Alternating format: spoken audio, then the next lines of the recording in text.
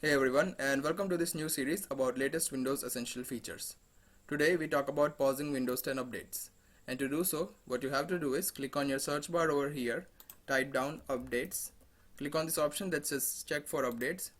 You will see the screen, and in the bottom there is an option that says pause updates for 7 days. Click on it, and now you have 7 days without any updates bothering you. Now there's a new option that says pause updates for 7 more days. You can click on it, and then you can get 14 days without any updates bothering you. So if you want to get the updates back and resume it, you can click on the resume update option, and you'll see the options coming back.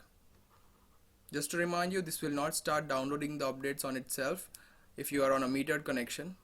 You will see the updates listed out in a list just like this, and you can click on the download button to download the updates. So this was it. I hope you liked this video. Subscribe for more and have a good one.